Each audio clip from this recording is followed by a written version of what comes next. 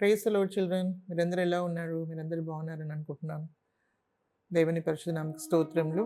మీ అందరికీ కూడా యేసు ప్రభు పరిశుద్ధ నామములో వందనములు. ఈ సమయంలో మరి మనము లెసన్ నెంబర్ 30 నేర్చుకోబోతున్నాము.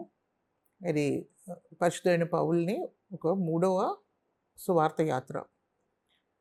సో ఇంతకు ముందు మనము first and second missionary journeys గురించి మనము నేర్చుకున్నాం కదా. ఇది చాలా చాలా ఇంపార్టెంట్. ఇది మనం నేర్చుకుంటే దీని గురించి మనం అంతా కూడా తెలుసుకుంటే మనకు అనేక విషయాలు అర్థమైపోతాయి అన్నమాట. అంటే మొదటి శతాబ్దంలో ఏ విధంగా సువార్త వ్యాపించింది, మరి ఆ సమయంలో దేవుని బిడ్డలు, దేవుని భక్తులు, దేవుని శిష్యులు ఏ విధంగా మొదటి అపోస్తులు ఏ విధంగా కష్టపడినారు, ఏ విధంగా క్రీస్తుని వెంబడించారు, వాళ్ళ ప్రాణాన్ని కూడా ఎంత మాత్రం కూడా గొప్పగా ఎంచుకోకుండా ప్రభు సేవని చేశారు. ఈ విషయాలంతా కూడా మనము చాలా తేటగా మనము చూడొచ్చు అనమాట. సో ఇది చాలా ఇంపార్టెంట్ ఒక సబ్జెక్టు. ఇది మనము చదువుకుంటే మనకు అన్ని విషయాలు, పత్రికలు ఎలాగ రాశారు, ఎక్కడ ఉన్నప్పుడు పౌలు పత్రికలు రాశారు, వేరే వేరే చర్చెస్కి రాశారు కదా, అవంతా కూడా మనకు తెలుస్తుందన్నమాట. సో మనము ఇప్పుడు చదువుకునే ఈ పాఠాలు ఏది ఉన్నాయో మరి దానికి ఇవ్వబడిన రెఫరెన్సెస్ కూడా చాలా చాలా ఇంపార్టెంటు. అదంతా కూడా మీరు చాలా బాగా మనసు పెట్టి చదివితే నిజంగా మీకు ఒక ఆత్మీయంగా ఒక వెలుగు మీకు వస్తుంది. అదే కాకుండా మీకు ఒక దర్శనం కూడా వస్తుంది. దేవుడు ప్రతి వాళ్ళ పట్ల కూడా దేవునికి ఏముంది, ఒక ఉద్దేశం ఉంది. మరి మిమ్మల్ని కూడా దేవుడు గొప్ప మిషనరీగా పిలిచి ఉండొచ్చు. మరి దాని కొరకు కావాల్సినంత ఏంటి, పౌలుని దేవుడు ఎలాగ పిలిచాడు, దేవుడు ఎలాగ ఆయన మార్గంలో నడిపించుకున్నాడు, అంతవరకు ఆయన నమ్మకంగా ఉండగలిగింది ఏ విధంగా అయ్యింది, అదంతా కూడా మనకి దీంట్లో తెలుస్తుంది అనమాట. సో ఇప్పుడు మనము ఇది థర్డ్ మిషనరీ జర్నీ గురించి మనము నేర్చుకోబోతున్నాము. ఇదేంటంటే అపోస్తుల కార్యము, రెఫరెన్సెస్ చెప్తున్నాను. అపోస్తుల కార్యము 18, 23 వచనం నుండి 21 అధ్యాయము 16 వచనం వరకు ఇవంతా కూడా రాయబడి ఉందన్నమాట. సో ఇది మీరు తప్పకుండా చదువుకోవాలని నేను కోరుకుంటున్నాను. సో మనము మెమరీ వర్స్ చదువుకోవడానికి ముందు మనము చిన్న ప్రార్థన చేసుకొని మొదలు పెట్టుకుందాం. దేవా పరిశుద్ధుడా, మీకు స్తుతులు స్తోత్రం చెల్లించుకుంటున్నాం తండ్రి. గొప్ప దేవా, ఈ సమయంలో ప్రభు ఇంకా మీ బిడ్డలందరినీ కూడా మీరు బలమైన హస్తంలో మీ కృపలో భద్రపరిచి ఇంతవరకు కాపాడినందుకే మీకు స్తోత్రం చెల్లిస్తున్నాము నాయన. ఇప్పుడు మేము ప్రభు ఈ కొత్త లెసన్ని మేము స్టార్ట్ చేస్తుండగా నాయన మమ్మల్ని అందరినీ కూడా, పిల్లలందరినీ కూడా మీ బలమైన హస్తంలో అప్పగించుకుంటున్నాము తండ్రి. మీ సన్నిధి మాతోడు ఉంచమని ప్రార్థిస్తున్నాము. మీ పరిశుద్ధాత్మ సహాయం మాకు అనుగ్రహించండి. బిడ్డల హృదయాల్ని మీరు తెరవండి ప్రభా. మీ సత్య వాక్యం యొక్క ప్రకాశము వాళ్ళ హృదయంలో ప్రకాశింపచేయండి. ఒక్కొక్కరి పట్ల కూడా ప్రభా నాయన మీరు ఎంతో గొప్ప ఉద్దేశం కలిగి ఉన్నారు కాబట్టి మీ ఉద్దేశంని వాళ్ళు తెలుసుకోవడానికి మీకు సమర్పించుకోవడానికి మీ కృప దయచేయమని మమ్మల్ని అందరినీ మీ బలమైన సమర్పిస్తూ మీకు మహిమయు ఘనత ప్రభావం చెల్లిస్తూ యేసు ప్రభు పరిశుద్ధ నామములో మేము ప్రార్థించి పెట్టుకుంటున్నాం తండ్రి. ఆమేన్. So children, memory verse Acts 20th chapter 24 to 27. But none of these things move me, neither count I my life dear unto myself, so that I might finish my course with joy and the ministry which I have received of the Lord Jesus, to testify the gospel of the grace of God. And now, behold, I know that ye all among whom I have gone preaching the kingdom of God shall see my face no more. Wherefore I take you to record this day, that I am pure from the blood of all men.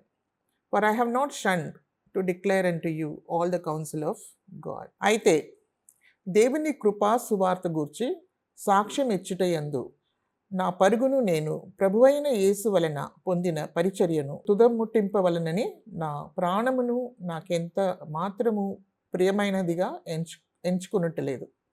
ఇదిగో దేవుని రాజ్యమును గూర్చి ప్రకటించుచు నేను మీ మధ్యను సంచరించుచుంటిని. మీలో ఎవరినూ ఇక మీదట నా ముఖము చూడరని నాకిప్పుడు తెలియను.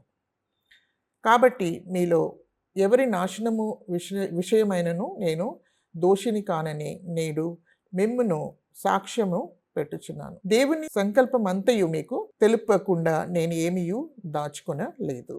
థర్డ్ మిషనరీ జర్నీ గురించి ఇప్పుడు మనం చదువుకుంటున్నాము. మరి ఫస్ట్ సెకండ్ గురించి మీరు చదువుకున్నారు, మీరు విని ఉంటారు వీడియోస్ కూడా. కాబట్టి మీరు ఇంకొకసారి దాంట్లో మళ్ళీ వెనక్కి వెళ్ళి మీరు తెలుసుకోవాలని కోరుకుంటున్నాను. సో దీంట్లో ముఖ్యంగా మనం తెలుసుకోవాల్సింది ఏంటంటే దీంట్లో థర్డ్ మిషనరీ జర్నీలో స్పెషల్ థింగ్స్, ప్రత్యేకమైన విషయాలు ఏంటి అనేది మనము చూడాలి. మెయిన్లీ ఏంటంటే దీంట్లో ఫస్ట్ ఎక్కడి నుండి వాళ్ళు మొదలుపెట్టారు? బర్నబాసు, పౌలు ఇద్దరు కూడా ముందు వాళ్ళకి ఎక్కడ పిలుపొచ్చింది అంటే అంత్యోక్య చర్చ్‌లోనే అంత్యోక్య సంఘం. అంత్యోక్య సంఘం ఏంటి? సిరియాలో ఉన్న అంత్యోక్య సంఘంలోనే వాళ్ళకి పిలుపు అనేది వచ్చింది. పిలుపు అంటే పరిశుద్ధాత్మ దేవుడు వాళ్ళని బర్నబాస్‌ని ఇంకా సౌలును నా అంటే దేవుణ్ణి పరిచర్య కొరకు ప్రత్యేకపరచమని పరిశుద్ధాత్మ ద్వారా వాళ్ళకు ఏమొచ్చింది? పిలుపు అనేది వచ్చింది. సో, అక్కడి నుండే అది వాళ్ళకు ఒక బేస్ లాగా అయిపోయిందనమాట.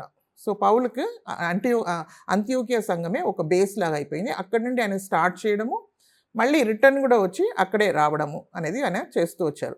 దేంట్లో మొదటి యాత్రలోనూ ఇంకా రెండో యాత్రలో కూడా ఆయన చేస్తూ వచ్చాడు.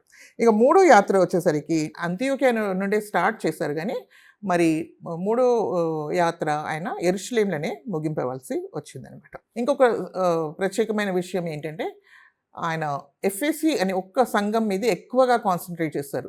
ఇప్పుడు ఈ థర్డ్ దాంట్లో మూడో యాత్రలో ఎఫెసీ అనే స్థలంలో అక్కడ ఉన్న సంఘం పైన ఎక్కువగా ఆయన కాన్సంట్రేట్ చేసినట్టు మనం చూస్తున్నాం అనమాట. సో, అక్కడ మరి ఈ థర్డ్ జర్నీలో ఏంటంటే మొదటి కొరింథీ, రెండో కొరింథీ, ఇంకా గలాతీయులకు రాసిన పత్రిక, ఇంకా రోమీలకు రాసిన పత్రిక. ఈ 4 పత్రికలు ఈ థర్డ్ జర్నీలో, ఈ మూడో యాత్రలో ఆయన రాయడం అనేది జరిగిందనమాట. సో, మనం చూస్తాం మొదటి కొరింథీ ఎన్ని విషయాలు దాంట్లో మనకు దొరుకుతుందన్నమాట. కొరింథీలో ఉన్న సంఘంలో మరి ఎన్నెన్ని ప్రాబ్లమ్స్ వచ్చాయి, వాళ్ళకున్న డౌట్స్ ఏంటి, అలాంటిది అంతా కూడా అక్కడ ఏంటంటే క్లియర్ చేయడము జరుగుతుంది. సో, వాళ్ళకే కాదు ఇప్పుడు మనకు కూడా అది ఎంతో అది లాభకరంగా మనకు ఉంటుందన్నమాట. అదే కాకుండా వాట్ అబౌట్ గలాతీయులకు రాసిన పత్రిక, మరి రోమీలకు రాసిన పత్రిక, అది కూడా చాలా చాలా లోతైన విషయాలు అక్కడ తెలియపరుచున్నాయి అనమాట. సో, ఈ సమయంలో మరి పౌలు దేవుడు ఆయనకిచ్చిన దర్శనాన్ని, ఆయన ఇచ్చిన ప్రత్యక్షతని సమస్తం కూడా ఆయన ఈ సమయంలో ఆయన సంఘాలకు తెలియపరిచింది మనము చూస్తున్నాం అనమాట. ఈ సమయంలో ఏమేమి జరిగింది అని మనం చూస్తే ఈ థర్డ్ మిషనరీ జర్నీలో అంత్యోక్య నుండి ఆయన మొదలుపెట్టారు. రెండో మిషనరీ జర్నీ కంప్లీట్ అవ్వగానే కొంతకాలమే ఆయన అంత్యోక్యలో ఉన్నాడు. మరి అంత్యోక్య నుండి ఆయన ఎక్కడ వెళ్ళడం మొదలుపెట్టాడు? ఆయన మళ్ళీ థర్డ్ మిషనరీ జర్నీకి స్టార్ట్ చేస్తాడు అనమాట. ఆయన ఆ సమయంలో ఏం జరిగిందంటే అసలు మనము రెండో మిషనరీ జర్నీలో మనం చూసినప్పుడు ఏం జరిగిందంటే లాస్ట్కి ఆయన కొరింథీకి వచ్చాడు. కొరింథీలో నుండి ఆయన ఎఫెసీకి వచ్చారు. ఎఫెసీకి వచ్చిన తర్వాత ఆయన ఏం చేశారంటే ఆయన అక్కడ చాలా సమయం ఆయన అక్కడ లేరనమాట. కొరింథీకి వచ్చినప్పుడు ఏం జరిగిందంటే అక్కడ ఆయనకు ఇద్దరు దొరికారు. ఎవరంటే అక్విలా, ప్రిసిల్లా అనే ఇద్దరు దొరికారనమాట అక్కడ. వీళ్ళు అక్కడ కొరింథీకి ఎందుకు వచ్చారని చెప్తే అక్కడ రోమా చక్రవర్తి అయిన క్లౌడియస్ అనేవాడు ఆయన ఏం చేస్తారంటే యూదులు ఎవరు కూడా ఇక్కడ ఉండడానికి వీలు లేదు అని అందరినీ పంపించేయడం ద్వారా మరి వీళ్ళిద్దరు కూడా ఇక్కడికి కొరింథీకి వచ్చారనమాట. ఇది రెండో యాత్రలో చెప్తున్నాను. సో, అక్కడ వచ్చినప్పుడు ఏమైందంటే పౌలు ఆ సమయంలో కొరింథీకి వచ్చారనమాట ఆయన సేవలో. అప్పుడు అక్విలా ఆయనకు పరిచయం అయ్యారు. పౌలుకి పరిచయం అయినప్పుడు ఆయన వాళ్ళ ఇంట్లో వెళ్ళి ఉండడము జరిగిందనమాట. ఎందుకు అక్కడ వెళ్ళారని చెప్తే వీళ్ళు ప్రభువుని తెలుసుకున్న వాళ్ళు, అక్విలా, ప్రిసిల్లా కూడా ప్రభువుని తెలుసుకున్న వాళ్ళు. అదే కాకుండా మరి ఆయన కూడా ఏంటంటే అక్విలా కూడా ఏంటంటే డేరా చేసే ఒక వృత్తి కలిగిన వాడు అనమాట. అదేవిధంగా పౌలు కూడా డేరా చేసే అదే వృత్తి ఉంది కాబట్టి వాళ్ళకి కలిసి అక్కడ సేవ చేసే సమయంలో సేవ చేసుకున్నారు. మరి పని చేసే సమయంలో పని చేసుకుని కొంతకాలం అక్కడ ఉన్నారనమాట. సో, వాళ్ళు చాలా క్లోజ్ అయిపోయారనమాట. వాళ్ళు మంచిగా దేవుని వాక్యం అంతా కూడా పౌలు దగ్గర నేర్చుకోవడము అదంతా కూడా జరిగిందనమాట. సో, ఆ సమయంలో ఏమైందంటే తర్వాత అక్కడ 1.5 years కొరింథీలో ఎన్ని సంవత్సరాలు ఉన్నారు అక్కడ? 1.5 years పౌలు అక్కడ ఉన్నాడు. అంతవరకు కూడా వీళ్ళు కూడా ఆయనతో పాటు ఉన్నారనమాట. సో, అంత కూడా వాళ్ళకు లోతైన ఉపదేశము, మరి మర్మాలు, క్రీస్తు గురించిన మర్మాలు అంతా కూడా వాళ్ళు నేర్చుకున్నారు. సో, ఆత్మీయంగా వాళ్ళు చాలా బలంగా ఉన్నారనమాట. అంటే స్థిరపడిన వాళ్ళై ఉన్నారనమాట. సో, అలాంటి సమయంలో మరి ఆయన కొరింథీల నుండి ఆయన ఎక్కడికి వెళ్ళాడు? ఎఫెసీకి వెళ్ళారు. రెండో యాత్రలో ఎఫెసీకి వచ్చారు. ఎఫెసీకి వెళ్ళినప్పుడు వీళ్ళిద్దరిని కూడా తీసుకొని వెళ్ళారనమాట, అక్విలాని, ప్రిసిల్లాని. సో, వెళ్ళిన తర్వాత ఎఫెసీలో ఆయన ఎక్కువ కాలం లేడు. ఆయన కొంతకాలమే, చాలా తక్కువ సమయం అక్కడ ఉన్నాడనమాట. కానీ అక్విలా, ప్రిసిల్లాని అక్కడ వదిలిపెట్టి ఆయన ముందుకు వెళ్ళిపోయారు. ఆయన సెంక్రియాకి వెళ్ళారు, అక్కడి నుండి యెరూషలేముకి వెళ్ళిపోయారనమాట. సో అక్కడ ఏంటంటే ఆయన ఒక మొక్కుబడి ఉండింది కాబట్టి ఆయన అక్కడ ఆ మొక్కుబడిని చేసుకొని, అంటే పౌలు కూడా ఏంటంటే ఆయన కూడా ఒక యూదుడు కాబట్టి ఆయన నాజీరు అనే ఒక మొక్కుబడి ఉండొచ్చు. ఎందుకంటే ఆయన అక్కడ ఏమని రాయబడి ఉందంటే ఆయన ఎంట్రికలు కత్తిరించడానికి ఆయన ఒక మొక్కుబడి చేసుకున్నాడనమాట. సో అది ఆయన చేసుకోవాలని కోరుకున్నాడు ఆ సమయంలో. తర్వాత యెరూషలేముకి వెళితే అక్కడ ఒక పండగ ఉంది కాబట్టి ఆ పండగకు కూడా మేము వెళ్ళాలా, తప్పకుండా నేను అక్కడ ఉండాలా అని చెప్పేసి ఆయన అనుకున్నాడు కాబట్టి అక్కడి నుండి ఆయన తొందరగాలోనే ఎఫెసు నుండి వెళ్ళిపోవడం జరిగింది. వాళ్ళు రిక్వెస్ట్ చేశారు. వాళ్ళు ఇక్కడే కొంతకాలం ఉండండి అని కోరుకున్నప్పుడు కూడా ఆయన ఉండలేకపోయారనమాట. కానీ ఆయన ఒక మాట వాళ్ళకి చెప్పారనమాట, మేము దేవుని చిత్తమైతే మళ్ళీ మీ దగ్గరికి వస్తానని చెప్పేసి ఆయన ముందుకు సాగిపోవడం జరిగింది. ఆ సమయంలో వీళ్ళు అక్కడే ఉన్నారనమాట. ఎవరు? అక్విలా, ప్రిసిల్లా వాళ్ళు దేవుని సేవలో ఉన్నారు. సో పౌలు ముందుకు సాగిపోయాడనమాట. అక్కడ వెళ్ళిన తర్వాత యెరూషలేములో వెళ్ళి తర్వాత అక్కడి నుండి ఆయన అంతియోక్యాను వదిలి అంతియోక్యా నుండి ఆయన మళ్ళీ సేవలో మూడో యాత్రలో ఆయన మొదలుపెట్టాడనమాట, స్టార్ట్ చేస్తారు. థర్డ్ మిషనరీ జర్నీ స్టార్ట్ అయిపోతే ఆయన ఏమేమి చేశారని చూస్తే, మొదటిగా మనం ఇక్కడ చూస్తున్నాం కదా, ఇది ఇక్కడ సిరియాలో అంతియోక్యా. ఈ అంతియోక్యా నుండి ఆయన బయలుదేరి ఏం చేస్తారు, ఇక్కడ కొన్ని చర్చెస్ ఉన్నాయన్నమాట. ఏమేమి చర్చెస్ ఉన్నాయి? లాస్ట్ టైంలో మనం చూసాం. ఆయన ముందు ఆల్రెడీ నాటిన చర్చిలు ఉన్నాయన్నమాట. ఏమేమి సంఘాలు ఉన్నాయంటే ఇక్కడ డర్బీ, తర్వాత లిస్ట్రా, ఇంకా ఐకోనియం, తర్వాత పిసిడియన్ యాంటియాక్. ఇది పిసిడియాలో ఉండే యాంటియాక్.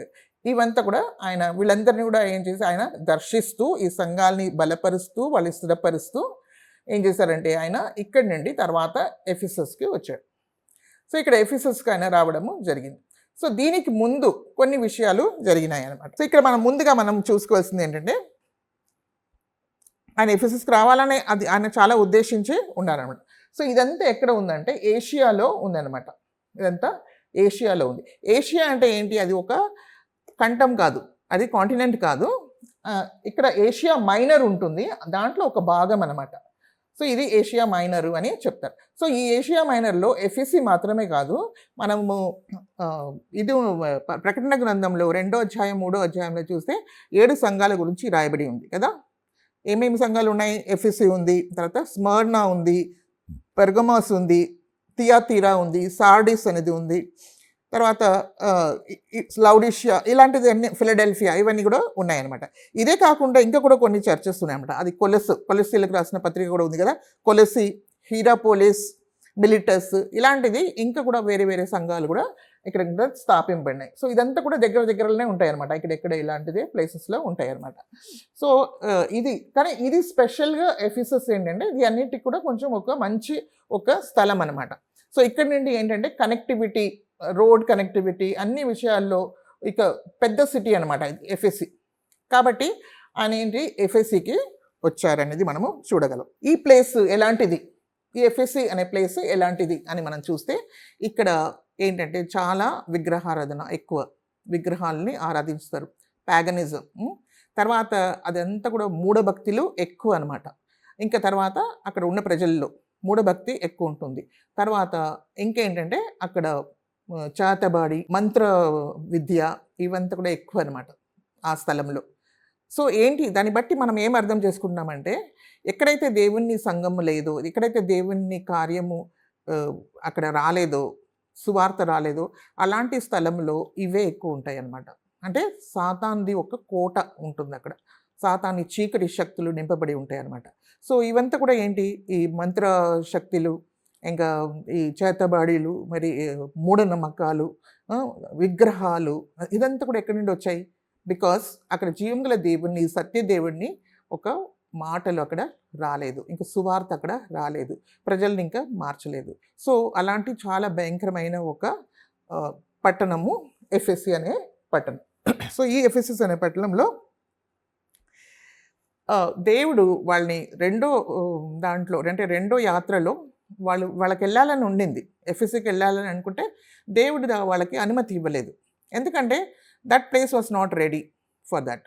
సో దేవుడు అనుమతి ఇవ్వలేదు. సో ఈ థర్డ్ మిషనరీ జర్నీలో దేవుడు వాళ్ళకు మార్గం తెరిచారనమాట. సో ఆ విధంగా వాళ్ళు అక్కడికి వెళ్ళడము జరిగిందనమాట.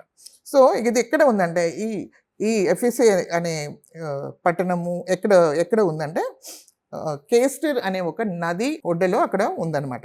ఆ సైడ్‌లో అది ఉంటుంది. అక్కడ అంతా కూడా మంచి మంచి ప్లేసే.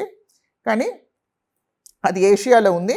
ఇంకా అక్కడ ఏంటంటే అది దేనికి కీర్తి చెందిందంటే అక్కడ ఒక టెంపుల్ ఉన్నదన్నమాట. ఒక గుడి. అది ఏంటంటే అరిమేతి అనే ఒక విగ్రహము అక్కడ విగ్రహం పెట్టి అక్కడ ఒక పెద్ద గుడి ఉందన్నమాట. అది వాళ్ళకు దేవత. వాళ్ళని కాపాడే దేవత అంట అది. సో, అది ఏంటంటే వాళ్ళకి ఉన్న నమ్మకం ఏంటంటే అది ఆకాశం నుండి డైరెక్ట్‌గా పడిందంట అక్కడికి. అనే ఒక పెద్ద ఒక నమ్మకం ఉంటుందన్నమాట. సో, దాన్ని బట్టి అందరూ లోకంలో ఉన్న వాళ్ళందరూ కూడా అక్కడికి వచ్చి దాన్ని చూడడానికి వస్తారు. It's one of the 7 wonders of the world ఆ సమయంలో. మరి 7 అద్భుతమైన కార్యాలు ఉంటాయి కదా! దాంట్లో వండర్స్ ఆఫ్ ద వరల్డ్‌లో ఇది ఒకటనమాట. అక్కడ అందరూ కూడా వచ్చి దానికి ఆరాధన చేసుకొని వెళ్తారనమాట. అది కాకుండా ఆ స్థలము అంతా కూడా చాలా చీకటితో నింపబడిన ఒక స్థలం అనమాట. సో, ఆమె ఏంటంటే చాలామంది అక్కడ రావడము, మరి అక్కడ చేసే దాన్ని బట్టి ఏంటంటే అక్కడ చాలా వ్యాపారం ఎక్కువైపోయేదనమాట దాన్ని బట్టి.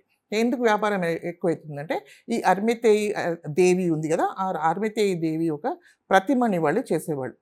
సో, ప్రతిమను చేసి అంటే అక్కడ చాలామంది ఈ ప్రతిమలు చేసేవాళ్ళు చాలామంది ఉంటారనమాట.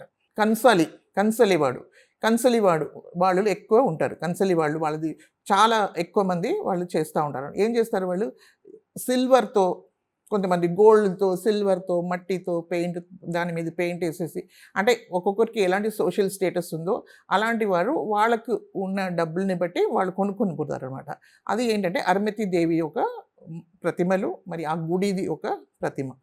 అలాంటిది వాళ్ళు చాలా అమ్ముతారనమాట. చాలా కాస్ట్లీ, చాలా అది అమ్మడం ద్వారా వాళ్ళకి చాలా ప్రాఫిట్ దొరికేదనమాట.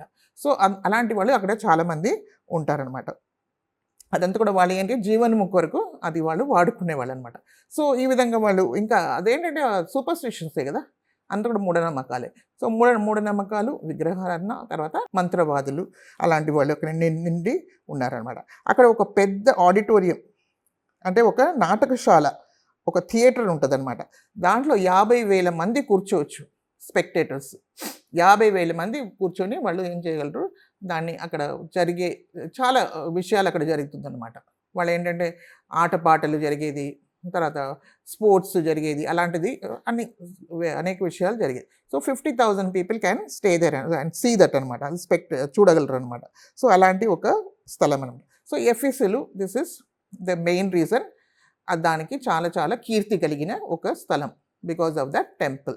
సో, ఈ సమయంలో ఏంటంటే కొంతకాలము మరి పౌలు ఏం చేశారు, అక్కడ నుండి మరి ఈ స్థలంకి అంతా చెప్పినట్టు మరి ఎఫెసుకి వస్తారనమాట. ఇదంతా చూసుకొని వేరే సంఘాలన్నీ, చిన్న చిన్న సంఘాలన్నీ చూసుకొని డెర్బీ, ఇంకా ఐకోనియం, లిస్ట్రా, యాంటియోక్ అదంతా కూడా చూసుకొని లాస్ట్‌కి ఎఫెసస్‌కి వస్తారు. ఆ సమయంలో ఒక విషయం జరుగుతుంది. ఏంటంటే అక్కడ ఎఫెసీలో ఒక విషయం జరుగుతుందన్నమాట. ఎఫెసీలో ఎవరున్నారు ఇప్పుడు అక్కడ? అక్విలా, ప్రిసిల్లా ఉన్నారు కదా! అక్విలా, ప్రిసిల్లా ఉన్న ఆ సమయంలో ఒక వ్యక్తి వాళ్ళకి ఎదురయ్యారనమాట. ఆయన పేరు ఏంటంటే అపొల్లోస్. ఆయన పేరు అపొల్లోస్. ఈయన ఏంటంటే ఈ అపొల్లోస్ అలెగ్జాండ్రియా అనే ప్లేస్ అంటే ఐగుప్తులో ఉండే అలెగ్జాండ్రియాలో ఆయన జన్మించారు. ఆయన ఏంటంటే ఆయన చాలా మంచి వాక్యం చెప్తున్నాడు. ఆయనకు అంటే వాక్శక్తి కలిగిన వాడు. మంచిగా ఆయన తేటగా ఆయన చెప్పగలడు థింగ్స్ అంతా కూడా. మరి ఒక మంచి ప్రీచర్ ఆయన మంచి ఒక ప్రీచర్గా ఆయన అక్కడికి వచ్చాడు. అంటే విద్వాంసుడును, మరి లేఖనంలో ప్రావీణుడై ఉండెను. లేఖనములో కూడా ఆయనకు చాలా బాగా తెలుసు. అదే కాకుండా యేసుక్రీస్తు మార్గం గురించి కూడా ఆయన ఉపదేశం నేర్చుకున్నాడు. ఎవరో వాళ్ళకు నేర్పించారు, ఎవరు శిష్యులు ఆయనకు నేర్పించినట్టు ఉంది. సో, ఆ ఉపదేశం కూడా పొందినవాడు. కానీ ఆయన ఏంటంటే బాప్టిజం ఇచ్చే యోహాను బాప్టిజమే తెలుసను, అంతవరకే ఆయనకు తెలుసు. యోహాను ఇచ్చిన బాప్టిజం వరకు తెలుసు. అంటే యోహాను ఇచ్చే బాప్టిజం ఎలాంటిది? అది మారు మనస్సు పొందాలి. అంటే దేవుని రాజ్యము సమీపించున్నది. మారు మనస్సు పొంది మరి మారు మనసుకు తగినట్టు ఏం చేయాలా? మీరు మీరు ఫలంని ఫలించండి అని చెప్పిన ఆ సువార్త. అదే కాకుండా యోహాను ఇంకా ఏం చెప్పాడు ఆయన? He is the four runner of Jesus Christ. అంటే యేసుక్రీస్తుకు ముందు ఆయన వచ్చాడు. యేసుక్రీస్తుకు మార్గం సరళం చేసిన ఒక వ్యక్తి. సో ఆయన ఏం చెప్పాడు? ఇప్పుడు ఆయన ఏమన్నాడంటే, ఆయన తన గురించి చెప్పుకోలేదు ఆయన. ఆయన ఏమన్నాడు? నాకు తర్వాత ఇంకొకరు వస్తారు. ఆయన ఆయన ఆయన మాట మీరు వినాలి. ఆయన ఎవరు? నాకన్నా గొప్పవాడు ఆయన. ఆయన పాదంలో ఉన్న పాదరక్షలు కూడా నేను విప్పడానికి నేను అర్హుని కాను. నేను నీటితో మీకు బాప్టిజం ఇస్తున్నాను. ఆయన ఆత్మతో మీకు బాప్టిజం ఇస్తాడు అని చెప్పి. That's very very important. నేను నీటితో మీకు ఇస్తున్నాను బాప్టిజము, కానీ ఆయన ఆత్మతో మీకు, పరిశుద్ధాత్మతో మీకు బాప్టిజం ఇస్తారని ఆయన చెప్పారన్నమాట. సో ఆయన గురించి, ఆయన మీద విశ్వాసం, he was pointing to Jesus. యోహాను యేసుక్రీస్తుని చూపిస్తాడు, కానీ తను తాను చూపించుకోలేదు ఆయన ఎప్పుడు కూడా. సో యేసుక్రీస్తుని చూపించారు. ఇక్కడ మనం చూస్తే పాత నిబంధనలో ఉన్న వాళ్ళందరూ కూడా యేసుక్రీస్తునే చూపించారు, అంటే క్రీస్తునే చూపించారు. ఈయనని కూడా క్రీస్తునే చూపించారు. సో పాత నిబంధనలో అబ్రహాం, ఇసాక్, యాకోబులంటే కూడా అందరూ కూడా, ప్రవక్తలు కూడా అందరూ కూడా యేసుక్రీస్తుని వాళ్ళందరూ చూపించారు. కానీ వాళ్ళు చూపించుకోలేదు. నా మీద విశ్వాసం ఉంచమని చెప్పలేదు, వాళ్ళు ఎవరు కూడా చెప్పలేదు. కానీ యేసుక్రీస్తు మీద విశ్వాసం ఉంచాలా అని ఈయన కూడా చెప్పారనమాట. సో యేసుక్రీస్తు మాత్రం ఏమన్నారు? నా యందు విశ్వాసం ఉంచండి, తండ్రి యందు కూడా విశ్వాసం ఉంచండి అని చెప్పారు. So the difference you have to see. So మానవులు ఎంత ఉన్నప్పటికీ, వాళ్ళు ఎంత గొప్ప ప్రవక్తలు ఉన్నప్పటికీ కూడా వాళ్ళు ఏం చేశారు? యేసుక్రీస్తునే చూపించారు తప్ప తను తాను చూపించుకోలేదు. వాళ్ళు నన్ను బిలీవ్ చేయమని చెప్పలేదు, క్రీస్తుని బిలీవ్ చేయండి అని చెప్పారు. సో ఆయన మీకు రక్షణ ఇస్తాడు. సో ఈయన చూపించింది కూడా క్రీస్తునే చూపించాడు. సో ఈయన అపోల్లో అనేవాడు. మరి యోహాను, బాప్టిజం ఇచ్చే యోహానుకు ఒక శిష్యుడు, అంటే ఆయన శిష్యుడిగా ఉన్నాడు. కానీ ఆయన క్రీస్తు గురించిన మార్గము, యేసుక్రీస్తు గురించిన మార్గం కూడా తెలుసుకున్నాడు, ఆ ఉపదేశం కూడా తెలుసుకున్నాడు. So he has some idea and ఆయన మంచిగా పాత నిబంధనల నుండి యేసుక్రీస్తుని తెలియచేయగలిగిన ప్రావీణ్యత కూడా ఆయన కలిగి ఉన్నాడు. సో హీస్ హ్యావింగ్ నాలెడ్జ్, కానీ అంత లోతుగా ఆయనకు తెలియదు. ఆయన చాలా ఆసక్తి కలిగిన వాడు, ఆయన ఆత్మలో తీవ్రం కలిగిన వాడు. ఆయనలో అన్ని క్వాలిటీస్ ఉన్నాయి. ఒక ప్రీచర్కి ఉండవలసిన క్వాలిటీస్ అన్నీ ఉన్నాయి, కానీ సరి అయిన బోధ లేదనమాట. అది ఎవరు కనిపెట్టారంటే అక్విలా, ప్రిసిల్లా, వీళ్ళిద్దరు కూడా. ఎందుకంటే వీళ్ళిద్దరూ పౌలుతో 1.5 years అక్కడ తెలుసుకున్నారు, ఇంకా యేసుక్రీస్తు ఉన్న మర్మాలని కూడా తెలుసుకున్నారు. కాబట్టి వీళ్ళిద్దరు ఏం చేశారు? ఆయనని దగ్గర తీసుకుని ఆయనకు యేసుక్రీస్తు మార్గం గురించిన విషయాల్ని ఇంకా లోతుగా చెప్పడం మొదలుపెట్టారు. పూర్తిగా ఆయనకు చెప్పి తెలియపరిచారు అనమాట. అపోల్లోస్ అనే వ్యక్తి ఏం చేస్తాడు? ఆయన అంత యూదులకు, అంటే the main enemies of the gospel ఫస్ట్లో యూదులే, అన్యులు కాదు, ఫస్ట్ యూదులే.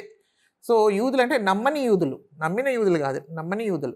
సో నమ్మని యూదులు ఏంటంటే వాళ్ళు పూర్తిగా అగెయిన్స్ట్గా ఉన్నారు. కాబట్టి వాళ్ళకు సమాజ మందిరంకి వెళ్ళి వాళ్ళకు ఎంతో ధైర్యంతో, ఆయన ధైర్యం కలిగిన వాడు. ఆయన ఇంకొక క్వాలిఫికేషన్ అంటే ధైర్యం, చాలా ధైర్యం కలిగిన ఆయన అపోల్లోస్. సో ఆయన చాలా ధైర్యంతో మరి గట్టిగా దేవుని వాక్యము, మరి యేసే క్రీస్తు అని ఆయనకు కొంచెం నాలెడ్జ్ ఉన్నప్పటికీ కూడా ఆయన చాలా ధైర్యంతో ఆయన యూదులకు తెలియపరిచాడు అనమాట. సో సమాజ మందిరంలో వెళ్ళి, so he was a great help to the ministry అని చెప్పొచ్చు. సో ఈ విధంగా ఆయన చేసిన, ఆయనకు ఇంత మంచి ఒక సేవకుడు కాబట్టి ఆయనకు ఇంకా లోతైన విషయాలంతా కూడా తెలియపరిచి, క్రీస్తుకు ఉన్న మర్మం ఏంటి, క్రీస్తుకు ఉన్న అంటే ఆయనలో ఉన్న సంపత్తులు ఏంటి, ఆయనలో ఉన్నాయి అనే విషయాలు, ఆ లోతైన విషయాల్ని ఆయనకు తెలియపరిచారనమాట. ఎవరు? ప్రిస్కిల్లాను, అక్విలాను చేసి ఆయనని స్థిరపరిచి బలపరిచిన తర్వాత ఆయన ఏమన్నారంటే, నేను కొరింథీకి వెళ్తానన్నాడు. అక్కయ్య అంటే అక్కయ్యలో కొరింథ్ ఉంది. అక్కయ్య అనే ప్లేస్లో, అంటే గ్రీస్, దట్ ఈస్ గ్రీస్ అనమాట. అక్కడ కొరింథీకి నేను వెళ్తాను అని చెప్పినప్పుడు వాళ్ళు ఏం చేశారంటే, వాళ్ళు పత్రం రాసి మరి అక్కడ ఉన్న సంఘంకి వాళ్ళు పంపించారనమాట. ఈ విధంగా ఈయనను చేర్చుకోండి, ఈయన సేవకు మీకు బాగా పనికొస్తారని చెప్పేసి పత్రం రాసి ఆయనని అక్కడ పంపించడం జరిగింది. సో అక్కడ వెళ్ళిన తర్వాత ఆయన చాలా మంచిగా వాడబడి, మరి విశ్వాసం ద్వారా మరి అంటే విశ్వాసం ద్వారా కృప చేత రక్షణ పొందిన వాళ్ళకు చాలా చాలా యూస్ఫుల్గా ఉన్నాడని కూడా తెలిసి వచ్చిందనమాట. సో ఇలాంటి ఒక మంచి ఒక సేవకుడు దొరికాడు. కానీ ఆయనకు కంప్లీట్ నాలెడ్జ్ లేదు. అయినప్పటికీ he was humble enough to receive the knowledge from Aquila and ప్రిసిలా. వాళ్ళు దేవునిలో మరి పౌలు ద్వారా వాళ్ళు బలపడి సత్యంని తెలుసుకున్న వాళ్ళు కాబట్టి వాళ్ళ దగ్గర ఆయన పొందుకొని ఆయన అక్కడ వెళ్ళి ఆయన సేవ చేయడం మొదలుపెట్టారు. So this is how the church has to be. So ఈ విధంగా మరి వాళ్ళు ఏం చేశారంటే వాళ్ళు వెళ్ళి అక్కడ సేవ చేయడం మొదలుపెట్టాడు. సో అక్కడ ఏంటంటే he's also a part of the ministry అని అపోలోని సో మనం తర్వాత కూడా మనం చూస్తున్నాం, పౌలు రాస్తున్నాడు. కొంతమంది అక్కడ ఉన్న కొరింథీయులు కొంతమంది ఏమన్నారు, నేను పౌలు వాడిని, నేను అపోల్లో వాడిని, కొంతమంది సీఫాస్ వాడిని, నేను క్రీస్తు వాడిని అని వాళ్ళు కొన్ని డివిజన్స్లో వాళ్ళు తీసుకుని వచ్చారు.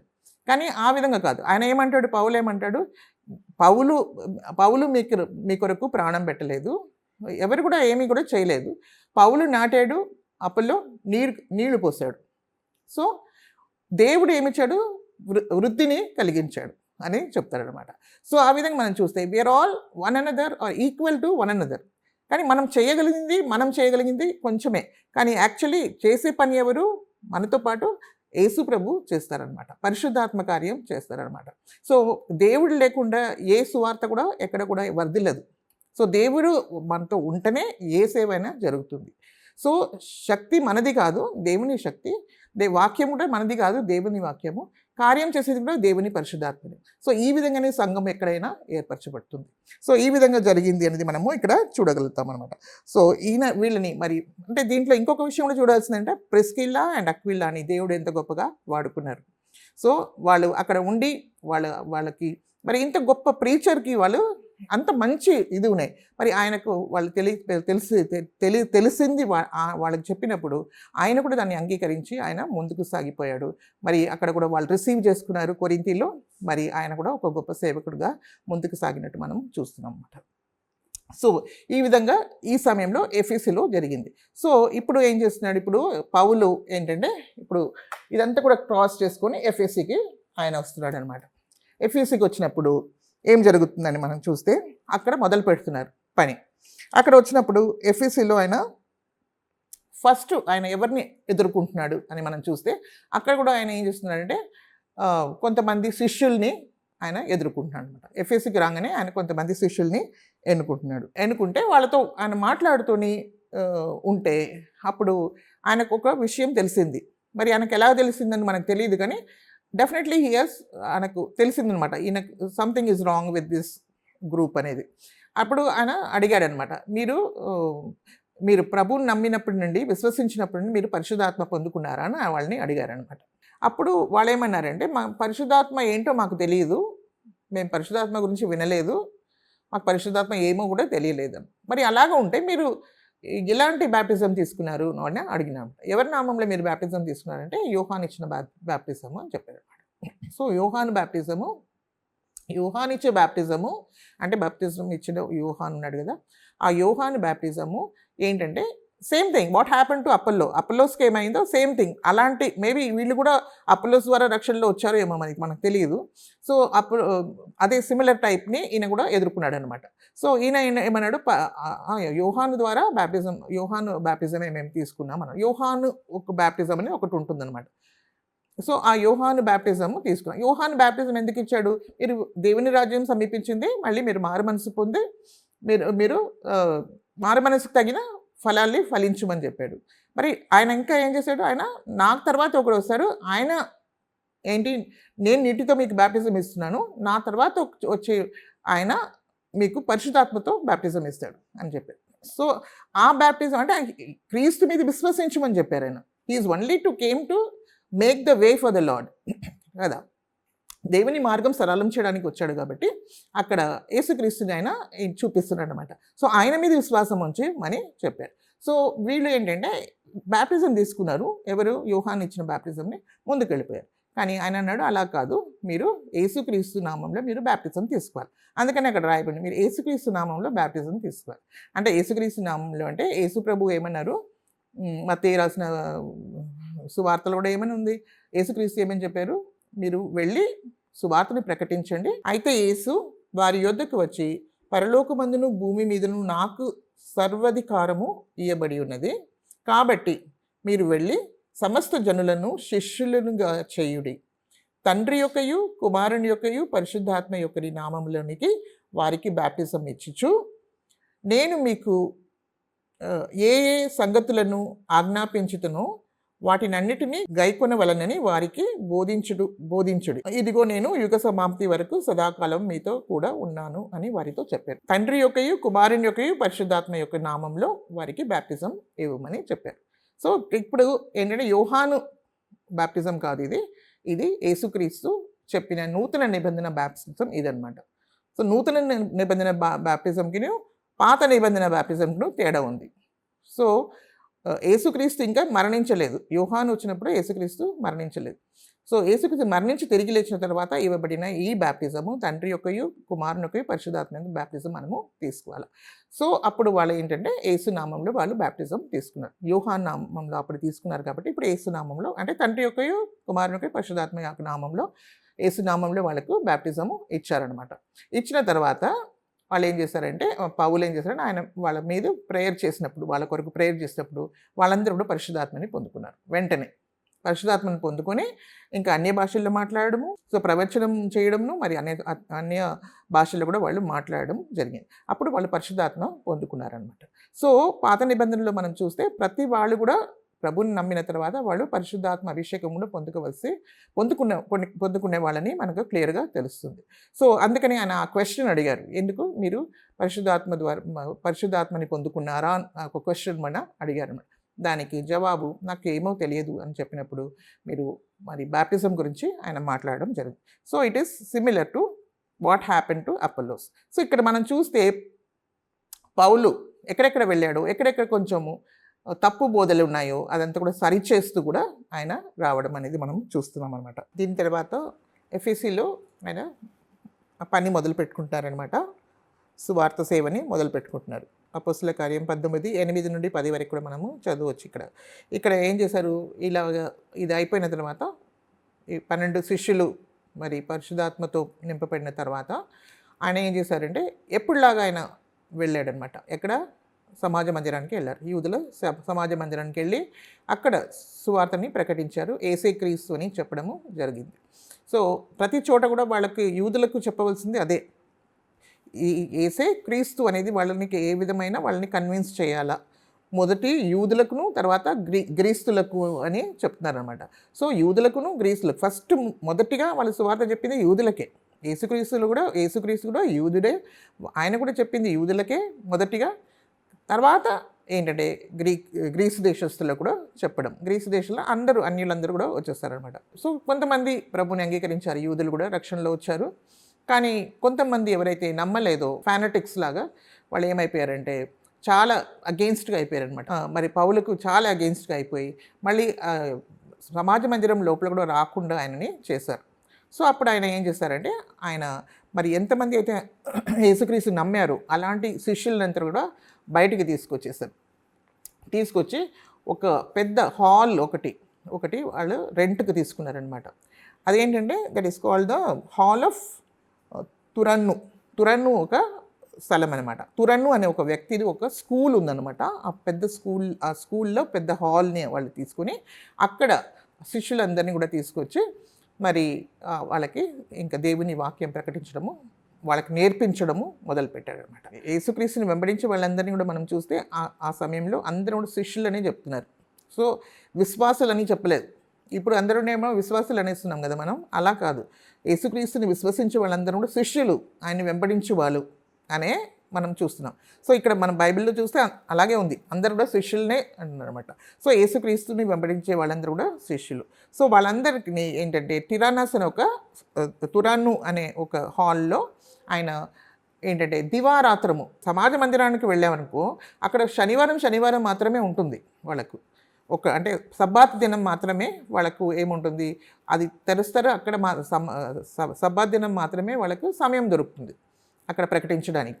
కానీ ఇక్కడ అంటే ఇది ఆయన ఓన్గా తీసుకోవడం బట్టి మార్నింగ్ నుండి రాత్రి వరకు ఎంత సమయమైనా ఆయన తీసుకోవచ్చు. సో డైలీ ఆయన ఏం చేశారంటే ఆయన వాళ్ళకి సువార్త ప్రకటించడము. మరి అక్కడ యూదులే కాదు, ఇంకా వేరే వాళ్ళు ఎవరొచ్చినా పర్లేదు, వాళ్ళందరూ కూడా రావడము. సో అది ఒక స్థలము. ఇప్పుడు ఇంట్రెస్టెడ్ యూదులు కూడా ఉంటారు కదా, వాళ్ళు కూడా ఇక్కడికి వచ్చేవాళ్ళనమాట. సో వాళ్ళొచ్చారు. తర్వాత క్రైస్తవులు అంటే ప్రభువుని అంగీకరించిన శిష్యులు వాళ్ళొచ్చారు. ఇంకా అన్నిళ్ళు కూడా ఎవరినైతే దేవుడు ఆకర్షించి ఉన్నాడో వాళ్ళందరూ కూడా ఇక్కడ రావడము, వాళ్ళకున్న డౌట్స్ని క్లారిఫై చేసుకోవడము, యూదులకు కూడా తెలియపరచడము. సో ఈ విధంగా అనేకులు కూడా అక్కడ రావడము. మరి 2 సంవత్సరాలు మరి పూర్తిగా ఆయన ఈ సువార్తని మరి దేవుని వాక్యంని ఆయన ప్రకటిస్తూ అందరినీ కూడా విశ్వాసంలో స్థిరపరిచాడు అనమాట. స్థిరపరచడమే కాకుండా అదే సమయంలో ఆయన సువార్త కూడా చేశాడు. మార్కెట్ ప్లేసెస్లో వెళ్ళి, సంతలో వెళ్ళి, మరి ఎక్కడంటే అక్కడ వెళ్ళి ఆయన సువార్త కూడా చేశారు. సో అదే కాకుండా ఆయన తన సొంత చేతితో ఆయన పని చేసుకునేవాడు. ఎవరి కొరకు? ఆయన డైలీ జీవనం కొరకు, ఆయన ఆహారం కొరకు, అన్నిటి కొరకు ఆయన ఏం చేసేవాడు? ఆయన సొంత చేతితో ఆయన పని చేసుకొని కూడా ఆయనకి తాను పోషించుకునేవాడు. ఇంకా ఆయననే కాదు, ఇంకా ఆయనతో పాటు ఉన్న వాళ్ళని కూడా పోషించేవాడు అనమాట. ఎవరు? పౌలు. సో ఆ విధంగా ఆయన ఏంటంటే చాలా హార్డ్ వర్క్ చేసి మరి ఆయన చాలా బలహీనంగా కూడా ఆయన అయిపోవడము జరిగిందనమాట.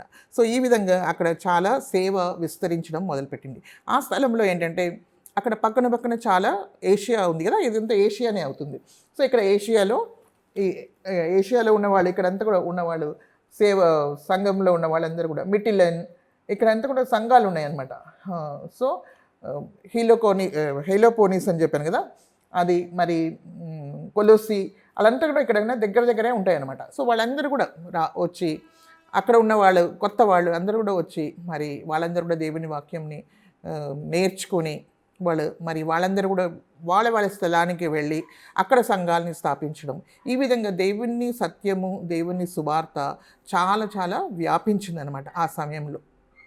సో ఎవరు కూడా ఉట్టిగానే వాళ్ళు లేరనమాట. ప్రతి చోట వాళ్ళు ఎంతో సేవ చేసి మరి సంఘాలని వాళ్ళు స్థాపించారనమాట. సో అలాగా అక్కడ గొప్ప కార్యాలు అక్కడ జరగడం అయిందనమాట.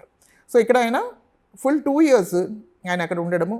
మరి ఆయన అంటే 2 years అక్కడ తురన్ను అనే ఆ స్థలంలో ఆయన చేశారు. కానీ అది కాకుండా ముందు 3 months తర్వాత కూడా కొంతకాలం ఆయన అక్కడ ఉన్నారు. సో ఇదంతా జరిగేసరికి 3 years ఆయన అక్కడే ఉండి ఆయన సేవ చేశారని మనం చూస్తున్నాం. సో ఇది ఒక స్పెషాలిటీ అనమాట ఈ 3rd journeyలో. 2nd journeyలో కొరింథీలో 1.5 years ఉన్నారు ఆయన. అక్కడ ఉండి ఆయన సేవ చేశారు. అక్కడ కూడా దేవుని వాక్యంని ప్రకటించినట్టు మనం, దేవుని వాక్యం నేర్పించినట్టు మనం చూస్తున్నాం 1.5 years.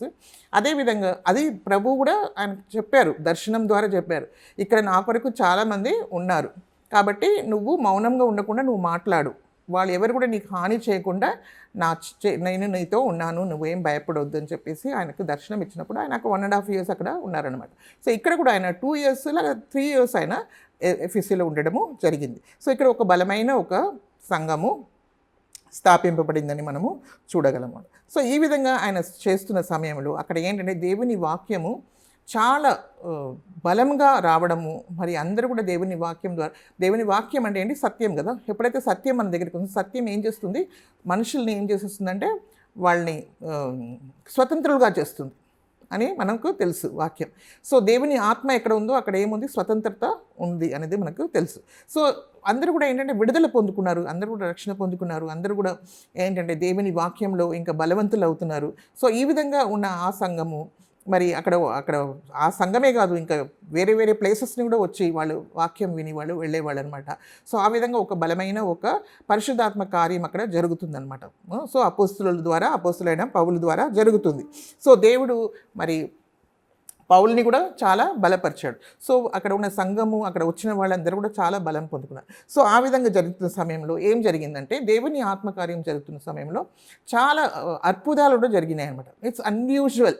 అంటే చాలా అద్భుతాలు అంటే అక్కడ వచ్చిన వాళ్ళకి మరి ఆయన మీదున్న కర్చీఫ్ అనా, ఆయన దగ్గర ఉన్న కర్చీఫ్ అనా, లేకుంటే ఏదైనా ఆయన మీద ఉన్న బట్టలు ఏదైనా ఉన్నా కూడా అది తీసుకెళ్ళి వేరే వాళ్ళ మీద వేస్తే కూడా ఏంటంటే రోగములంతా కూడా స్వస్థత పొందుకునేవాళ్ళు అనమాట. అదే కాకుండా ఇప్పుడు దురాత్మ శక్తితో ఎవరైతే ఉంటారో వాళ్ళు కూడా విడుదల పొందుకొని వాళ్ళకు కూడా ఒక గొప్ప విడుదల జరగడము అనేది జరిగిందనమాట. సో ఈ విధంగా చాలా అద్భుతాలు అక్కడ జరగడము అయ్యింది. సో అదే కాకుండా అంటే ఇప్పుడు మనం చూస్తే సువార్త ఎక్కడైతే ప్రకటింపబడుతుందో అక్కడ ఇలాంటి స్వస్థతలు అవి కూడా తప్పకుండా జరుగుతాయి. హీలింగ్ మీటింగ్స్ అని, అంటే ఏంటి స్వస్థత కూటం అని పెట్టుకొని చేస్తున్నారు. That is not correct. ఒట్టి స్వస్థత కూటం అని పెట్టుకున్నారు. దట్ ఈస్ అది పక్కనే ఉంటుంది. సువార్త చేస్తుంటేనే స్వస్థత కూడా మనకు వస్తుంది. ఆత్మకే కాదు, శరీరం కూడా స్వస్థత ఆటోమేటిక్గా వచ్చేస్తుంది without even praying for that. So ఆ విధంగా ఇలాగా జరిగిందని మనము చూస్తున్నాం. అది కాకుండా ఈవెన్ అపవిత్ర ఆత్మతో మరి ఎవరెవరైతే బంధకంలో ఉన్నారో వాళ్ళందరికీ కూడా విడుదల దొరికింది అనేది మనం చూస్తున్నాం. అదే కాకుండా అక్కడ వచ్చిన వాళ్ళలో మరి చాలామంది ప్రభువుని అంగీకరించారు.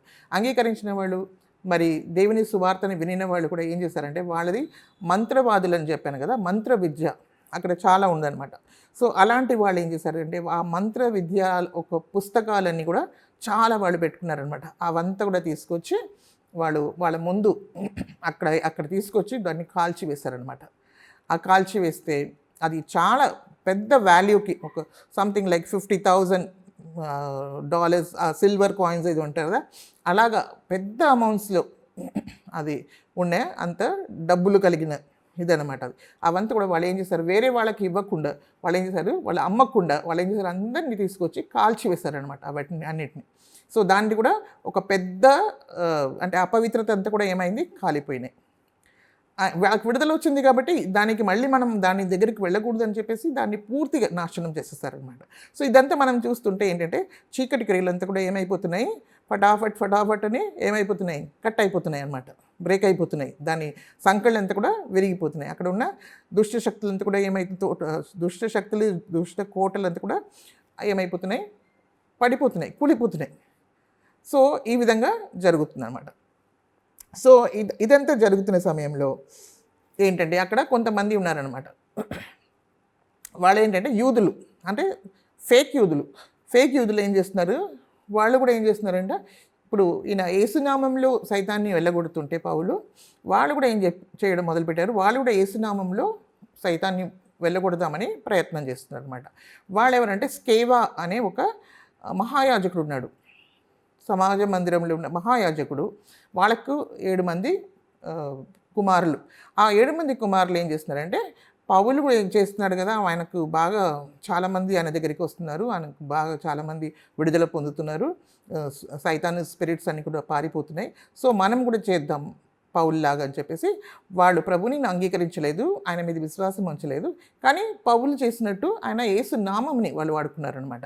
యేసునామంని మాత్రం వాడుకొని యేసునామంలో నువ్వు వెళ్ళిపోమని చెప్పి యేసునామంలో పౌలు ప్రచురించే యేసునామంలో సైతానా నువ్వు వెళ్ళిపో అని వాళ్ళు చెప్పడం మొదలుపెట్టి ఆ విధంగా సాతానుతో బంధింపబడిన వాళ్ళకి చెప్తే వాళ్ళు ఉన్న సాతాను ఏం చేసిందంటే, ఆ స్పిరిట్ ఏం చేసిందంటే, దురాత్మ శక్తి ఏం చేసిందంటే, నాకు పౌలు తెలుసు, నాకు యేసు తెలుసు, నాకు పౌలు తెలుసు, నువ్వెవరు అని అడిగిందనమాట. యేసు నాకు తెలుసు, సైతానికి తెలుసు, యేసు తెలుసు, నాకు పౌలు తెలుసు, నువ్వెవరు అని చెప్పేసి అదేం చేసిందంటే దాని దురాత్మ శక్తులంతా కూడా బయటకు వచ్చి వాళ్ళ మీద దాడి చేసి ఇంకా వాళ్ళని పూర్తిగా వాళ్ళ మీద దాడి చేసినప్పుడు వాళ్ళు బట్టలు వస్త్రం సహా దాన్ని అక్కడ వదిలిపెట్టుకొని వాళ్ళు అలాగే పారిపోయారనమాట. సో యూదులు, దిస్ పీపుల్ అంటే ఫేక్ యూదులు అనమాట వీళ్ళు. సో ఈ విధంగా వాళ్ళు చేసినప్పుడు అక్కడ ఉన్న వాళ్ళందరికీ కూడా చాలా భయం వేసిపోయింది అనమాట. యూదులకు కూడా భయం వచ్చేసింది అక్కడ. ఏంటంటే అమ్మ ఇంత గొప్ప నామమా యేసుక్రీస్తు నామం, అంటే యేసుక్రీస్తు నామం, ఆయన యేసు ప్రభు నామం అక్కడ మహిమపరచబడింది అనమాట. సో దుష్ట శక్తులను పారిపోతున్నాయి. యూదులు వాళ్ళ మతంలో వాళ్ళు చేసుకునేది కాదు, ఇక్కడ యేసుక్రీస్తు నామంలో వీళ్ళు చేస్తే అది పారిపోతుంది. అంటే సంథింగ్ గ్రేటర్ దాన్ వాళ్ళకున్న విశ్వాసం, యూదులకున్న విశ్వాసం, ఇక్కడ గొప్ప విశ్వాసాన్ని మనం ఇక్కడ చూస్తున్నాం. సో గొప్ప పవర్ని మనం చూస్తున్నాం, శక్తిని మనం చూస్తున్నాం. యేసునామంలో అంత శక్తి ఉంది అనేది చాలామంది తెలుసుకుని వాళ్ళు ఎంతో భయపడినారు. తర్వాత అక్కడ ఉన్న వాళ్ళందరికీ కూడా తెలిసిపోయింది, అన్యులకు తెలిసిపోయింది, యూదులకు తెలిసిపోయింది, మరి యేసునామం మహిమపరచబడింది. సో ఈ విధంగా గొప్ప కార్యాలు అక్కడ జరిగేసరికి ఇన్ని అద్భుతాలు జరుగుతున్న సమయంలో మరి దేవుడు కూడా మరి పౌల్ని బాగా బలపరిచాడు, ఆయన వాడుకున్నాడు. సో ఈ విధంగా దేవుని నామం ఆ స్థలంలో మహిమపరచబడుతుంది అనమాట. సో తర్వాత అక్కడి నుండి పౌలు ఏమనుకున్నాడు, వెళ్ళిపోవాలా నేను మళ్ళీ తిరిగి యెరూషలేముకు వెళ్తాను, నేను ఇక్కడ నుండి సిరియా నుండే వెళ్ళిపోవాలా అని అనుకున్నాడు అనమాట. కానీ ఏం జరిగిందంటే అలాగ అనుకున్న సమయంలో ఒక అల్లరి అనేది జరిగిందనమాట ఆ స్థలంలో. ఆ అల్లరి ఏంటంటే ఇలాగా మరి ఎన్ని అద్భుతాలు జరుగుతున్నాయి, యేసునామం మహిమపరచబడుతుంది. సో సాతానుకు అక్కడ ఏంటంటే మంట వస్తుంది. సో సాతాను ఏం చేస్తున్నాడు, ఒక మనిషి డెమెట్రియస్ అనే ఒక వ్యక్తి అనమాట. ఆయన ఏంటంటే కంసలివాడు ఆయన. సో ఆయన ఏం చేస్తాడు, ఆయన ఇలాంటిది మరి అర్తెమిస్ అన్నాను కదా, అర్తిమదేవి అని ఆ టెంపుల్, ఆ గుడి ఉంది కదా, ఆ గుడిలో ఉన్న దేవత ఒక ప్రతిమలు చేసేవాడు అనమాట.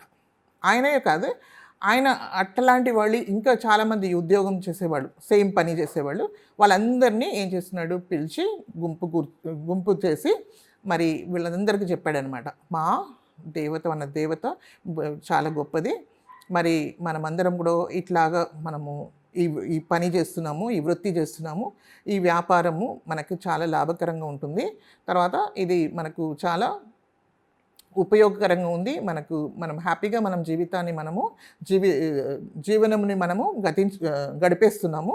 కానీ ఇక్కడ ఒక పౌలు అనే ఒక వ్యక్తి వచ్చాడు, ఆయన ఈ చేతి పని అయిన ఈ విగ్రహాలంతా దేవుళ్ళు కాదు అని చెప్పేసి ఆయన అందరినీ కూడా చాలామందిని ఆయన ఏం చేస్తున్నాడు, మార్చేస్తున్నాడు.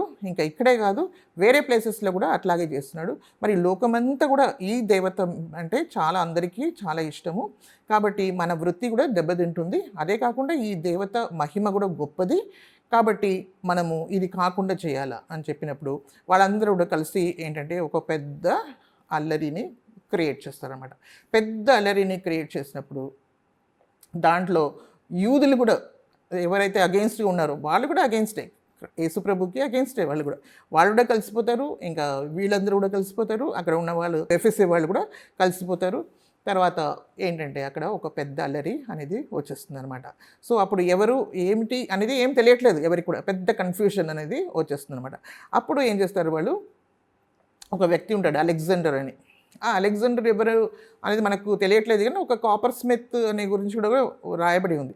సో ఆయన అలెగ్జాండర్ ఉన్నాడు, ఆయన యూదుడు, that much is they. So ఆ యూదులు ఏం చేస్తారు, ఆయనని ముందుకు పంపిస్తారనమాట. సో ఎప్పుడైతే ఆయన ముందుకు వెళ్ళి, అంటే ఆయన కూడా అగెయిన్స్టే, అంటే యేసుక్రీస్తుకు అగెయిన్స్టే, సువార్తకు అగెయిన్స్టే. సో ఈయన వాళ్ళని అంటే వాళ్ళకి ఏంటంటే భయం ఏంటంటే, రోమిలో ఏం చేస్తారంటే ఇలాంటిది అల్లరీలు ఏదైనా అయితే వాళ్ళని చాలా కఠినంగా శిక్షిస్తారనమాట. సో యూదులకు ఏం భయం అయిపోయిందంటే, మమ్మల్ని ఏంటో శిక్షిస్తారో ఏమో అని చెప్పేసి మేము దీంట్లో మాకును ఈ పౌలుకును ఏ సంబంధం లేదు అని చెప్పడానికి వరకు అలెగ్జాండర్ని ముందుకు చేస్తారనమాట. So Alexander is against the gospel అనమాట. కానీ అక్కడ ఉన్న ప్రజలు ఏంటంటే, ఈయన అలెగ్జాండరు యూదుడు కాబట్టి, వీళ్ళందరూ కూడా యూదులకు అగెయిన్స్ట్ కాబట్టి వాళ్ళు ఏం చేస్తారంటే ఆయన మీద కూడా వాళ్ళు ఏం చేస్తున్నారు, దాడి చేసేస్తారనమాట. అప్పుడు అక్కడ ఇంకా ఘోరంగా అయిపోయినప్పుడు ఒక టౌన్ క్లర్క్ ఉంటారనమాట. ఆయన అందరినీ కూడా పిలిచి, మీరు చేసేదంతా చాలా తప్పు, ఇప్పుడు ఈయన ఉన్నాడు కదా, సిల్వర్ స్మిత్ ఉన్నాడు కదా, ఆయన అంటే ఆ కన్సలివాడు ఉన్నాడు, ఆయన పేరేంటి, డెమెట్రియస్ అనే ఆ క్రాఫ్ట్స్ మ్యాన్, ఆయన సిల్వర్ స్మిత్ ఉన్నాడు, ఆయనతో పాటు ఉన్న ప్రజలు ఉన్నారు. వాళ్ళకి ఏదైనా ఈ విషయంలో ఏదైనా వాళ్ళకు కంప్లైంట్ ఉంటే వాళ్ళు ఏం చేయాలా, వాళ్ళు కోర్టుకు వెళ్ళాలా. మనకు తెలుసు పౌలు మన దేవతల్ని ఎవరిని కూడా దూషించలేదు, వాళ్ళు మరి ఈ గుడిలో ఉన్న సంపత్తుల్ని ఏమి వాళ్ళు దోచుకోలేదు, వాళ్ళు ఏదో చేసుకుంటున్నారు. కాబట్టి వాళ్ళు మనకు విరుద్ధంగా ఏమీ చెప్పలేదు. కాబట్టి వాళ్ళకి ఏదైనా ఉంటే, అంటే డెమెట్రియస్కును ఇంకా వాళ్ళ మనుషులకు ఏదైనా ప్రాబ్లమ్స్ ఉంటే వాళ్ళు కోర్టుకు వెళ్తారు, వాళ్ళు మాట్లాడతారు. ఇంకా మీకు ఏదైనా ఉంటే కూడా మనకు అసెంబ్లీ అనేది ఉండి అక్కడ వచ్చి మీరు కూడా మాట్లాడుకోవచ్చు, కానీ ఇట్లాగా మీరు కలవరం చేయకూడదు అని చెప్పేసి ఆయన ఏంటంటే వాళ్ళందరినీ కూడా వాళ్ళకి ఇది చేశాడు, బుద్ధి చెప్పాడనమాట. బుద్ధి చెప్పి ఆ కలవరాన్ని అక్కడ ఏం చేశాడు, ఆయన ఆపివేశాడు. సో అప్పుడు పౌలు కూడా అక్కడ ఉన్నాడు, కానీ పౌల్ని ఆయన ఆ థియేటర్లో వెళ్ళొద్దు అని చెప్పేసి కొంతమంది ఆయనని ఆపారనమాట, లేకుంటే పౌల్ని అక్కడ పట్టుకొని ఆయనని చంపేసేవాళ్ళు అనమాట. సో ఆ విధంగా చేయడంని బట్టి వాళ్ళందరూ కూడా ఎక్కడికక్కడ వెళ్ళిపోయారంట. సో ఎప్పటికైతే దేవుని కార్యాలు గొప్ప కార్యాలు అయినప్పుడు సాతాను కూడా లేస్తాడు, కానీ దేవుడు ఆయనకు అక్కడ జయం ఇవ్వడము జరిగిందనమాట. సో అది జరిగిన తర్వాత దీనికి ముందే ఆయన పౌలు ఏమన్నాడు, నేను వెళ్ళిపోతాను, ఇప్పుడు వెళ్ళాలి నాకు అని అనుకున్నాడు. ఎఫెస్సీని వదిలిపెట్టి ఆయన యెరూషలేంకి వెళ్ళాలని అనుకుంటున్నాడు. సో ఆయన ఎక్కడ సిరియా నుండి వెళ్ళాలా అనుకుంటున్నాడు. ఆయన సిరియా నుండి వెళ్ళాలని ఆయన అనుకుంటున్నాడు. సిరియా అంటే ఇక్కడ ఉంటుంది సిరియా. సో ఎఫెసీకి సిరియా నుండి వెళ్ళాలని అనుకుంటున్నాడు అనమాట. కానీ ఆయనకు ఒక విషయం తెలిసింది. సో అక్కడే ఆయన ఎఫెసీలోనే ఇంకా కొంతకాలం ఉన్నాడు. ఆయన ఉన్న తర్వాత ఆయనకు ఒక విషయం తెలిసిందంటే, వీళ్ళు యూదులందరూ కూడా కలిసి, ఇక్కడ కూడా పౌలుకి ఏం జరగలేదు కదా, so they are dead enemies అనమాట పౌలుకి, ఎవరు యూదులు. సో ఆయన ఏమనుకున్నారంటే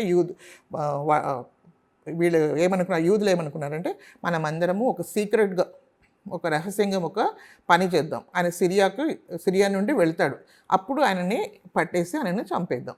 అక్కడ నుండి వెళ్ళినప్పుడు సిరియా నుండి ఆయన యెరూషలేంకి వెళ్ళినప్పుడు ఆయనని చంపేద్దాము అందరం కలిసి అని ఒక ప్లాన్ వేసుకున్నారనమాట. ఆ విషయము పౌలుకు తెలిసింది. అప్పుడు ఏం చేశాడు, ఆయన కొంతకాలం ఉండి అక్కడి నుండి ఏంటంటే మెల్లగా ఆయన ప్లాన్ని చేంజ్ చేసుకున్నాడు. He wanted to go to Jerusalem. కానీ జెరూసలేంకి వెళ్ళాలా, కానీ ఆయన ఏం చేశాడంటే సిరియాకు వెళ్లకుండా, ఎఫెసీ నుండి సిరియాకు వెళ్లకుండా ఆయన ఏం చేశాడు, మాసిడోనియాకి వెళ్ళాడు అనమాట. అలా రూట్ మార్చేసి ఆయన వెళ్ళడము జరిగిందనమాట. పౌలు ఇక్కడ ఎఫెసీ నుండి అక్కయ్యకు వస్తాడనమాట. అక్కయ్య అంటే కొరింత్, గ్రీస్. ఎఫెసీని వదిలిపెట్టి ఇక్కడ చూస్తున్నారు కదా, యారో మార్క్ ఉంది, ఇక్కడ నుండి ఆయన ఏం వెళ్తారు, ఇక్కడ వచ్చి ఇలాగ వస్తున్నారు. ఇక్కడ అక్కయ్య కొరింత్కి వస్తారనమాట. ఇక్కడ వాళ్ళతో కొంతకాలము కొన్ని రోజులు ఆయన ఇక్కడ స్పెండ్ చేస్తున్నారు అనమాట టైం. సో ఇక్కడ వచ్చిన తర్వాత యూదుల ఒక ప్లాన్ తెలిసిపోయిందనమాట. వాళ్ళు ఏం చేయబోతున్నారు, ఈయనని చంపబోతున్నారు అని చెప్పేసి ఇక్కడ నుండి ఆయన ఏం చేస్తున్నాడు, మళ్ళీ ఇదే రూట్లో ఆయన వెళ్ళిపోతున్నారు అనమాట. కొరింథీకి వచ్చిన తర్వాత ఆయన ఫిలిప్పీకి వస్తారు, ఇక్కడ మాసిడోనియాకు వస్తున్నారనమాట. కొరింథీ నుండి మాసిడోనియా ఫిలిప్పీకి వస్తారనమాట. ఫిలిప్పీ నుండి మరి ఆయన ట్రోవాస్కి వస్తున్నారు. రెండో మిషనరీ జర్నీలో ఏం జరిగింది, అక్కడ దేవుడు ఆయనకు తెలియపరిచాడు. ఏంటి, ఆయనకు ఒక దర్శనం వచ్చింది. మాసిడోనియా నుండి ఒక వ్యక్తి ఆయనకు చెప్తారనమాట, మీరు నాకు వచ్చి నాకు దేవుని గురించిన విషయాలు మాకు చెప్పాలి, మాకు సహాయం చేయాలని చెప్పేసి ఒక ఆయన చెప్తారనమాట. సో అప్పుడే అక్కడ మార్గం తెరిచాడు దేవుడు అని చెప్పేసి ట్రోవాస్, ఇది ఏషియాలో ఉంది ట్రోవాస్, ఇక్కడ నుండి ఆయన యూరప్, ఇది మాసిడోనియాకు రావడం జరిగిందనమాట. అప్పుడు సెకండ్ మిషనరీ జర్నీలో. సో ఇప్పుడు ఈయన ఫిలిప్పీకి వచ్చి అక్కడి నుండి ఎక్కడికి వచ్చారు, ఇప్పుడు ట్రోవాస్కి వచ్చారు. ఇక్కడ ట్రోవాస్లో వచ్చి ఇక్కడ 7 రోజులు ఉంటారనమాట ట్రోవాస్లో.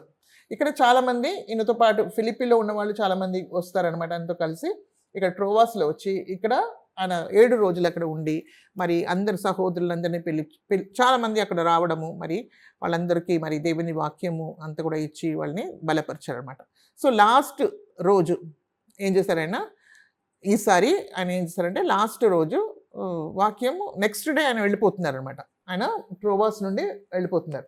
సో దానికి ముందు ఏంటంటే నైట్ అంతా కూడా ఆయన వాక్యం చెప్పడం అట్లాగా లేట్ అయిపోతుంది అనమాట. మిడ్ నైట్ అయిపోతే ఒక వ్యక్తి అనమాట, యూటికస్ అనే వ్యక్తి. ఆ యూటికస్ అనే వ్యక్తి ఏం చేస్తాడు, ఆ వాక్యం వింటున్న సమయంలో అలాగా ఒక కిటికీ మీద కూర్చొని వింటూ ఉన్నాడు అనమాట. సో మధ్యరాత్రి అయిపోతుంది, నిద్ర పట్టేసింది ఆయనకు. ఆ 3rd ఫ్లోర్లో ఉన్నాడనమాట ఆయన. అక్కడి నుండి మరి సడన్గా ఆయన ఫుల్ నిద్రలో వచ్చేసి ఆయన కింద పడిపోతాడు అనమాట, యూటికస్ అనే వ్యక్తి. సో ట్రోవాస్లో ఈ విషయము జరిగింది. అప్పుడు అందరూ కూడా వెళ్ళి ఆయనని పట్టుకుంటే ఆయన చనిపోయాడు.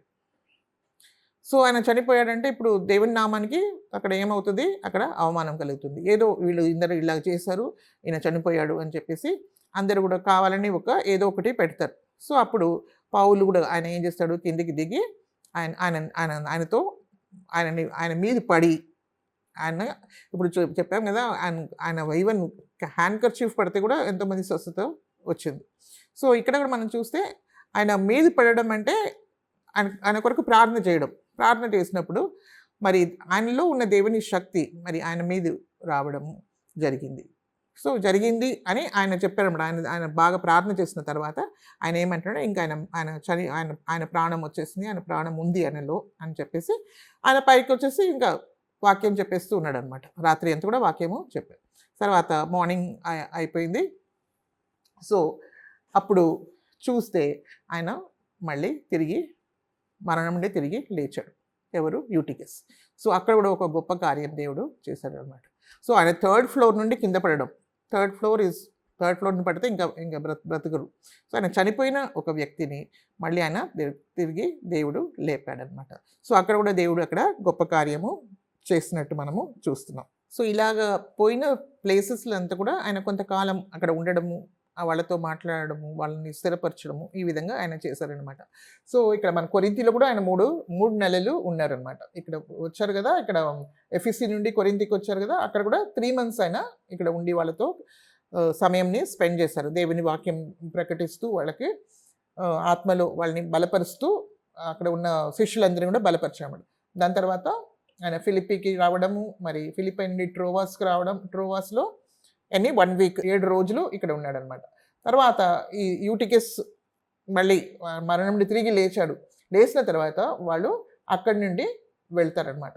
మిలిటస్ అనే ప్లేస్కి వస్తారు ఇక్కడికి. దీనికి ముందు లూకు వీళ్ళందరూ కూడా ముందే వచ్చేస్తారనమాట ఇక్కడికి. సో అప్పుడు ఆ సమయంలో లూక్ చెప్తున్నారు, ఇది అపోస్తల కార్యం ఎవరు రాశారు? లూకు కదా, లూకా రాశారు కదా. సో ఆయన చెప్తున్నమాట, మేము ముందుగా ఓడ ఎక్కి అస్సుల్లో పౌలును ఎక్కించుకొనవలనని అక్కడికి వెళితిమి. తాను కాలినడకను వెళ్ళవలనని అతడా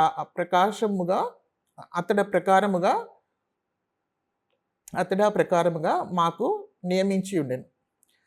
అస్సులో అతడు మాతో కలుసుకున్నప్పుడు మేము అతన్ని ఎక్కించుకొని మితులేనికి వచ్చితిమి. మితులేని అంటే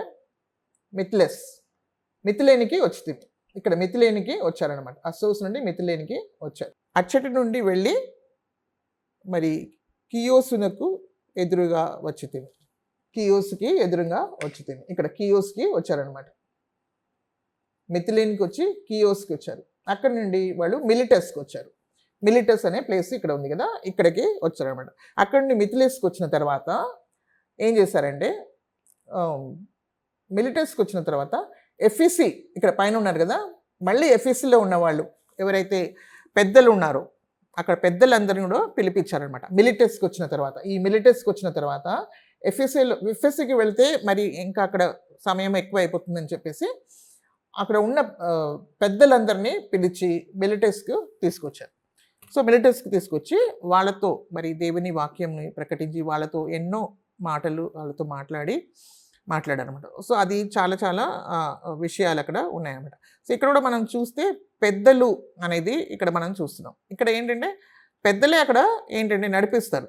ఆ పెద్దలే అక్కడ అంతా కూడా ఎఫ్ఎస్సిలో అయినా ఎక్కడైనా కూడా సంఘాన్ని నడిపించే వాళ్ళని పెద్దలనే అంటారు. వాళ్ళని ఆ కాలంలో పెద్దలే ఉండాలి వాళ్ళు. So there is no one like pastor అనేది మనం ఎక్కడ చూడట్లేదు. అందరూ కూడా పెద్దలే. ఈవెన్ మనం చూస్తే పేతురు కూడా పెద్దనే. సో అలాంటి అందరూ కూడా పెద్దలే వాళ్ళు. అక్కడ సంఘంని చూసుకునే వాళ్ళందరూ కూడా పెద్దలు అనమాట. సో అంటే వాళ్ళు శిష్యులు, వాళ్ళు మంచి తరబీది మరి మంచి దేవునితో ఉన్న అనుభవం కలిగిన వాళ్ళు. పెద్దలంటే జస్ట్ మామూలు వాళ్ళు గారు, వాళ్ళు నిజంగానే వాళ్ళ అపోస్తులు, వాళ్ళు నిజంగానే వాళ్ళ శిష్యులు. అలాంటి వాళ్ళే పెద్దలు అనమాట. వాళ్ళే సంఘాలని వాళ్ళే చూసుకునే వాళ్ళు అనమాట. ఏంటంటే ఎఫ్ఎస్సికి వచ్చిన తర్వాత ఎఫ్ఎస్సిలో ఉన్న పెద్దల్ని అంతా పిలిపించి వాళ్ళతో ఆయన అనేక విషయాలు మాట్లాడుకుంటున్నారనమాట. సో ఇక్కడ మనం చూస్తే it can call it farewell to Ephesus. అసలు పౌలుకు తెలిసిపోయిందనమాట, ఇదే నాది లాస్ట్ స్వార్థ యాత్ర, ఇంకా మళ్ళీ నేను రాను ఇక్కడ అని చెప్పేసి ఆయనకు తెలిసిపోతుందనమాట. సో దేవుడు ఆయనకు తెలియపరిచినట్టు ఉంది, మరి ఆయనకు ఆత్మలో తెలిసిపోయింది కాబట్టి ఆయన వాళ్ళతో కొన్ని విషయాలు చెప్తానమాట. సో నేను ఇది చదివేస్తాను మీకు. అంటే ఇది ఎక్కడంటే 20 అపోస్తల కార్యం 20 నుండి 20వ అధ్యాయంలో 17 నుండి 38 వరకు కూడా ఉందన్నమాట. ఇది మీరు చదువుకోండి, లేకుంటే నేను ఇంగ్లీష్లో చదివేస్తాను, తెలుగులో మీరు చదువుకోవాలని కోరుకుంటున్నాను. And from mellitus he sent to Ephesus and called the elders of the church. And when they were come to him, he said unto them, Ye know from the first day that I came into Asia, after what manner I have been with you at all seasons, serving the Lord with all humility of mind, and with many tears and temptations, which befell me by the lying in wait of the Jews.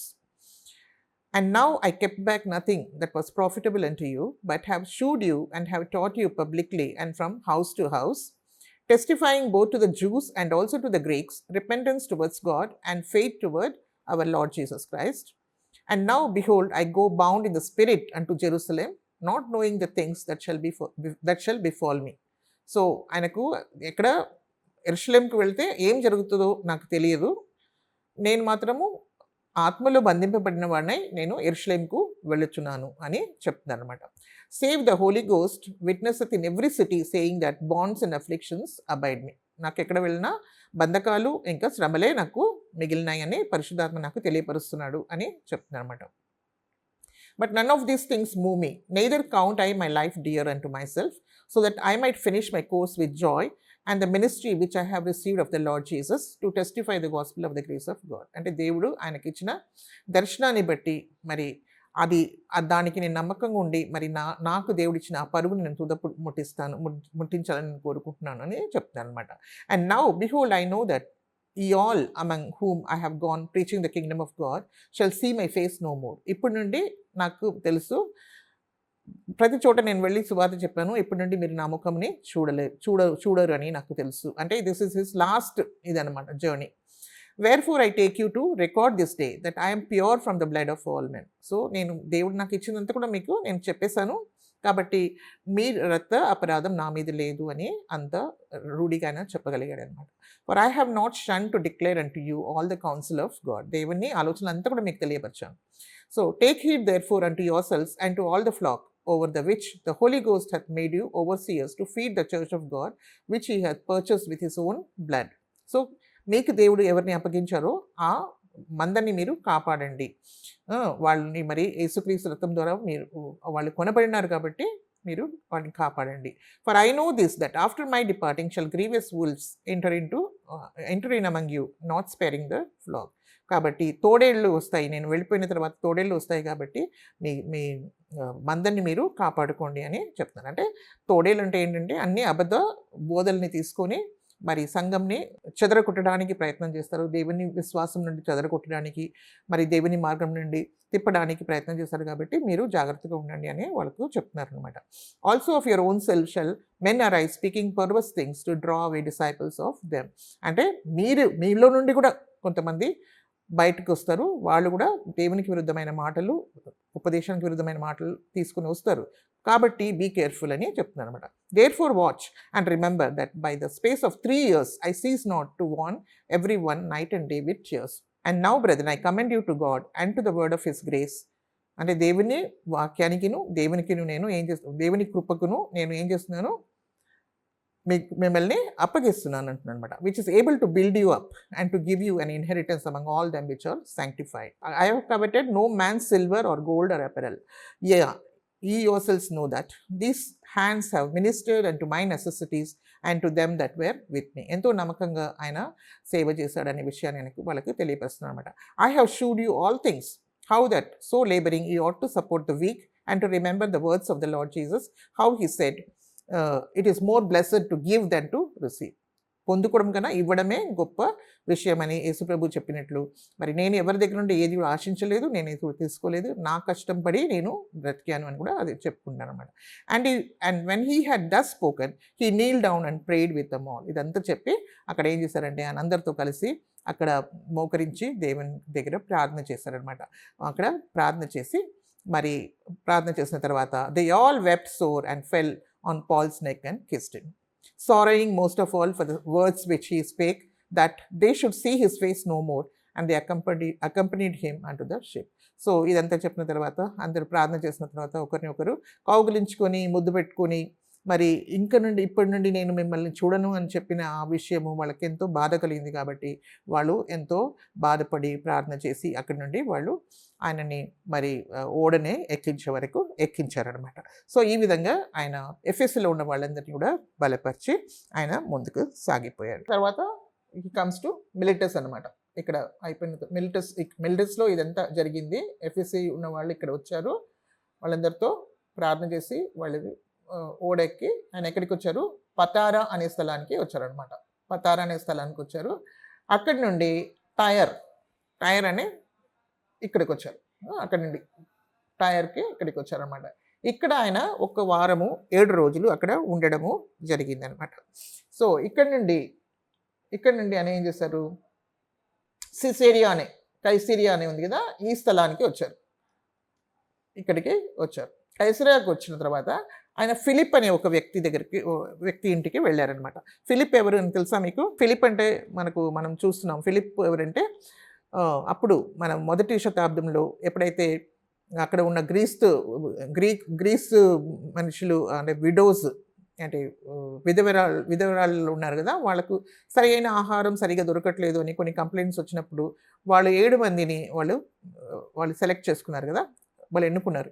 దాంట్లో Stephen ఒకడు, Philip కూడా ఒకడు అనమాట. So Philip కూడా దేవుడు ఫిలిప్ని కూడా గొప్పగా వాడుకున్నాడు. ఆయన సమరియాలో ఆయనని గొప్పగా వాడుకున్నాడు. సమరియాకు వెళ్తే అక్కడ చాలామంది ప్రభుని అంగీకరించడం చూస్తున్నాము. అంటే యూనక్ ఆ నపస్కునుడు కూడా దగ్గర కూడా దేవుడు ఆయనని పంపించాడు. అంటే ఆయన ఆత్మ ద్వారా ఆయన వెళ్ళబడాడు. ఆయన యెరూషలేముకు వెళ్ళాడు అనమాట. అక్కడ కూడా మనం చూస్తే ఆయన యెషయా నుండి ఆయన చదువుతున్నాడు. ఆయన చదువుతున్న సమయంలో ఆయనకేం అర్థం కావట్లేదు.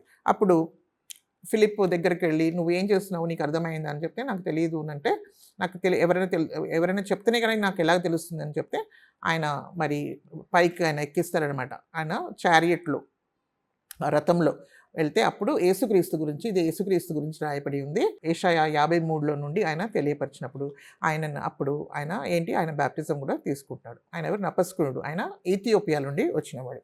సో ఈ విధంగా ఆ సిసేరియాలో ఫిలిప్ అక్కడ ఉంటాడనమాట. సో వాళ్ళ ఇంటికి వెళ్తే ఆయనకు 4 ఇంకా వివాహం కానీ కూతుర్లు ఉన్నారనమాట. వాళ్ళు 4 కూడా ఏంటంటే వాళ్ళు ప్రవచనం చెప్తారనమాట. సో ఆ ఇంట్లో ఆయన వెళ్ళి అక్కడ ఉండడము జరిగిందనమాట. అక్కడ ప్రార్థన అలాగ చేస్తున్న సమయంలో అక్కడ యూదయాల నుండి యెరూషలేం నుండి ఒక ఆయన వస్తారనమాట. ఆయన కూడా ఒక ప్రవక్త అనమాట. ప్రవక్త ఆయన పేరేంటి? అగాబస్ అనే ఒక ప్రవక్త అక్కడికి వస్తాడు. సో అప్పుడు ఆయన ఏం చేశాడు? అగబస్ అనే ఒక ప్రవక్త అక్కడికి వచ్చి మరి పౌలు నడికట్టుని తీసుకొని, గర్డిల్ ఉంటుంది కదా, నడికట్టుని తీసి ఆయన చేతులని కాళ్ళని ఏం చేసినాడు? ఆయన సంకళ్ళతో దాంతో కట్టుకున్నాడు అనమాట. చేతులను కాళ్ళను కట్టుకొని యెరూషలేములోని యూదులు ఈ నడికట్టు గల మనిషిని ఇలాగ బంధించి అన్యజనుల చేతికి అప్పగింతురని పరిశుద్ధాత్మ చెప్పుచున్నాడు అని. సో ఆయన ఏమన్నాడు? ఆయన ప్రవక్త కాబట్టి ఆయన ఒక ప్రవచనం చెప్పాడు అనమాట. సో పౌలు నడికట్టుని తీసుకొని ఆయన చేతి కాళ్ళని కట్టి మరి ఈ నడికట్టు ఉన్నవాడిని మరి యూదులు యెరూషలేములో కట్టేస్తారు అని, బంధిస్తారని చెప్పి పరిశుద్ధాత్మ ద్వారా ఆయన చెప్పారనమాట. ఈ మాట వాళ్ళు విన్నప్పుడు అక్కడ ఉన్న వాళ్ళందరూ కూడా చాలా బాధపడినారనమాట. అక్కడ ఉన్న వాళ్ళందరూ ఏం చెప్పారు? మీరు యెరూషలేముకి వెళ్ళకూడదు, ఇలాగ మీకు జరుగుతుంది కాబట్టి అక్కడ వెళ్ళవద్దు అని చెప్పేసి అక్కడ వాళ్ళు అందరూ కూడా చెప్పారనమాట. కానీ పౌలు ఎంత మాత్రం కూడా దానికి ఒప్పుకోలేదు. అంటే పౌలుకు తెలిసిపోయింది, ఇది దేవుని చిత్తము, నేను అక్కడ యెరూషలేముకి వెళ్ళాలి, ఇలాంటి శ్రమలు నేను అనుభవించాలా, అది దేవుని సమయం అని తెలుసుకుని. ఎందుకంటే ముందు ఎన్నెన్ని ప్లేసెస్లో ఆయన తప్పించుకొని వచ్చేసాడు. కానీ ఇక్కడ మాత్రం ఆయన ఈజ్ గోయింగ్ ఫార్వర్డ్ అనమాట. ఎందుకంటే దేవుడు ఆయనకు తెలియపరిచి ఉన్నారు. అతడు ఒప్పుకున్నందున మేము ప్రభువు చిత్తము జరుగునుగాక అని ఊరుకున్నాం. సో వాళ్ళు ఏమన్నారంటే, ఆయన ఒప్పుకోలేదు కాబట్టి దేవుని చిత్తమే జరుగునుగాక అని చెప్పి వాళ్ళు ఊరుకున్నారనమాట. సో ఈ విధంగా కొంతకాలం ఆయన అక్కడ ఉండడము జరిగింది. పౌలు ఫిలిప్పి వాళ్ళ ఇంట్లో ఉండడము జరిగిందనమాట. సో ఇక్కడ నుండి ఆయన ఏం చేశారు? ప్రభు కొరకు ఆయన మరణించడానికి సిద్ధంగా ఉన్నారు. ఆయన అన్నారు, నా హృదయంని మీరు ఏం చేయొద్దు, మీరు విరగొట్టకండి, నాకు ఇలాంటి సంకెళ్ళి రావడమే కాదు, నా ప్రాణం కూడా అర్పించడానికి నేను సిద్ధంగా ఉన్నాను అని చెప్తారనమాట. అది కూడా విషయం ఒకటి ఉంది ఇక్కడ, మనం చూద్దాం. అపోస్తల కార్యము 21:13లో పౌలు, ఇదెందుకు మీరు ఏడ్చి నా గుండె బద్దలు చేసేదిరా? నేనైతే ప్రభు అయిన యేసు నామము నిమిత్తము యెరూషలేములో బంధింపబడుటకు మాత్రమే గాక చనిపోవుటకును సిద్ధముగా ఉన్నానని చెప్పాను. సో యేసు ప్రభు మార్గంలోనే ఆయన పౌలు కూడా వెళ్ళడానికి ఎంతో సిద్ధంగా ఉన్నాడు. సో ఇదే విధంగా యేసు ప్రభు కూడా అలాగే చేశాడనమాట. ఆయనకు తెలుసు యెరూషలేముకి వెళ్ళినప్పుడు ఆయన యేసు ప్రభుని సిలువ వేస్తానని తెలిసి కూడా ఆయన ఎంతో దృఢంగా అక్కడికే వెళ్తానని చెప్పారు. సో అదేవిధంగా పౌలు కూడా యేసుక్రీస్తు మార్గంలోనే ఆయన అంతంలో నడిచింది మనము చూస్తున్నాం అన్నమాట. సో ఆ విధంగా దేవుణ్ణి మహిమపరచడము జరిగింది. సో ఆయనకేంటంటే క్రీస్తు కొరకు మరణించడము అది ఎంతో నాకు లాభం అని ఆయన నోటితో చెప్పడమే కాదు, నిజంగా కూడా ఆయన చూపించడం జరిగిందనమాట. సో, అక్కడి నుండి సిసేరియా నుండి ఆయన ఎక్కడికొచ్చారు? యెరూషలేముకి వచ్చేసారనమాట. సో, ఇక్కడ కైసరియా నుండి యెరూషలేముకి వచ్చారు. ఇక్కడ వచ్చిన తర్వాత యెరూషలేములో వస్తే యెరూషలేములో సంఘం ఉంది గదా! అంటే సంఘం అక్కడే స్టార్ట్ అయింది కాబట్టి యెరూషలేముకొచ్చి మరి అక్కడ ఉన్న పెద్దలు అందరిని గూడా పిలిచి మరి వాళ్ళతో ఎన్నో విషయాలు మరి ఏమేమి జరిగినాయి ఈ మూడో సువార్త యాత్రలో ఏమేమి జరిగిన విషయాలంతా కూడా వాళ్ళతో ఆయన పంచుకొని మరి అన్య జాతుల్లో ఉన్నవాళ్ళు ఎంతోమంది రక్షణలో రావడము, దేవుడు చేసిన అద్భుతాలు, అన్ని గొప్ప కార్యాలు, ఆయన నామ నిమిత్తమై ఎన్నో విషయాలు జరిగినాయని చెప్పి వాళ్ళకి చెప్పినప్పుడు వాళ్ళందరూ కూడా చాలా సంతోషపడి వాళ్ళు ఎంతో దేవుణ్ణి మహిమపరిచారనమాట.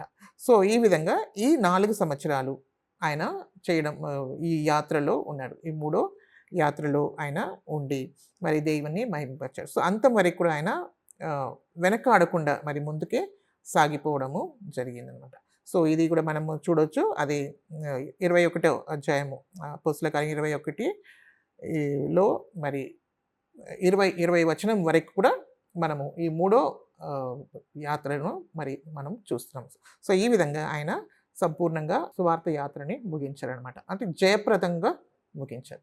సో, మనం ఇక్కడ చూస్తే దేవుడు నమ్మకస్తుడు. ఆయన ఎంత మాత్రం కూడా ఆయన మధ్యలో విడిచిపెట్టలేదు.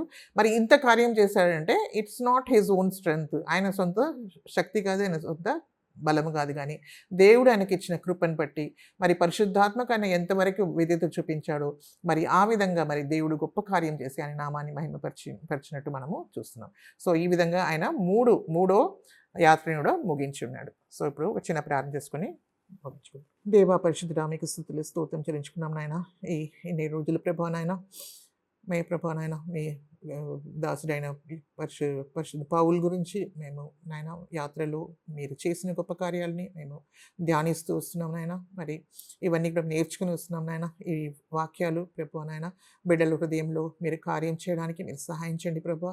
మీరు కూడా ప్రభా ఎంతో మందిలో మీరు కార్యం చేయాలని కోరుకుంటున్నారు. ఈ తరంలో కూడా ప్రభా అనేకుల్ని మీరు లేపాలని కోరుకుంటున్నారు.